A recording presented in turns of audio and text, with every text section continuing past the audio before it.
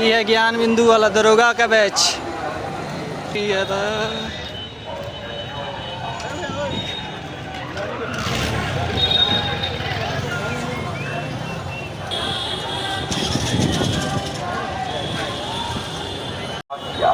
ना पूछ कि मेरी मंजिल कहाँ है, अभी तो सफर का इरादा हो जाए।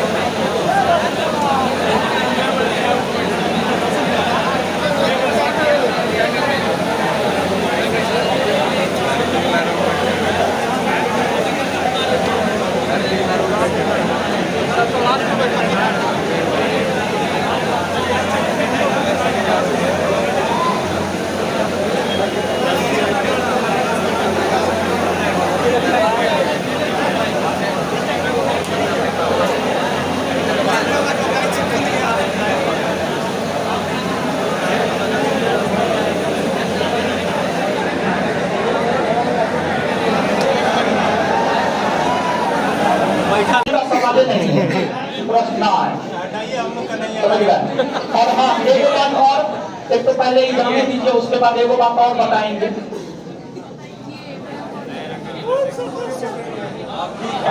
घुमाइए घुमाइए, सही है।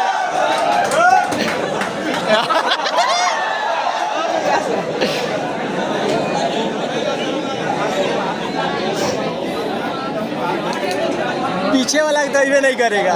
हाँ आप सही है।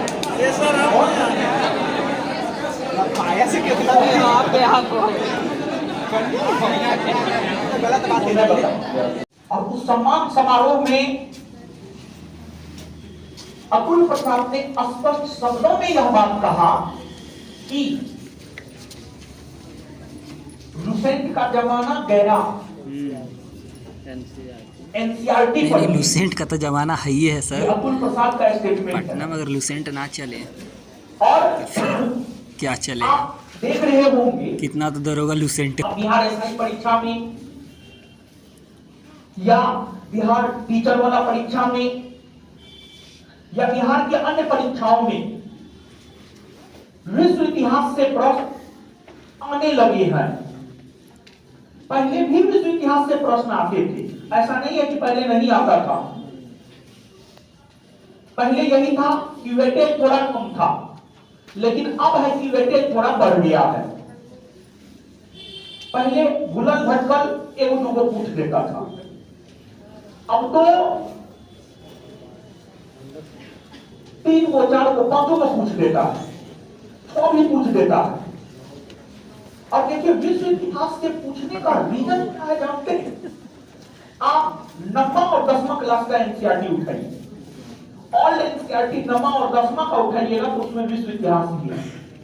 और आप जो बिहार एसआई का परीक्षा देते हैं वो ग्रेजुएट स्तरीय परीक्षा है, और ग्रेजुएट स्तरीय एग्जाम में 9वां 10वां का प्रश्न क्यों नहीं पूछेगा? तो आप एसआई का तैयारी कर रहे हैं, हो सकता है सभी लोगों को सफलता मिल जाए, हो सकता है कुछ को मिले कुछ को ना मिले।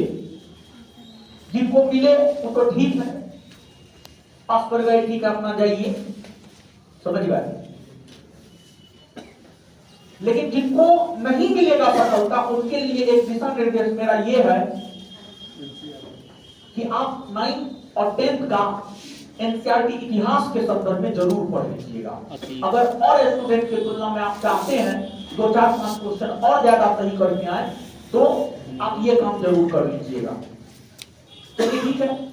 तो विश्व इतिहास से प्रश्न अब परीक्षा में इसलिए आने लगे हैं क्योंकि परीक्षा लुसेंट एसपीडी से अब अपने आप को मोड़ रहा है एनसीईआरटी की ओर, और 9th 10th एनसीईआरटी में विश्व इतिहास ही है, विश्व इतिहास ही है।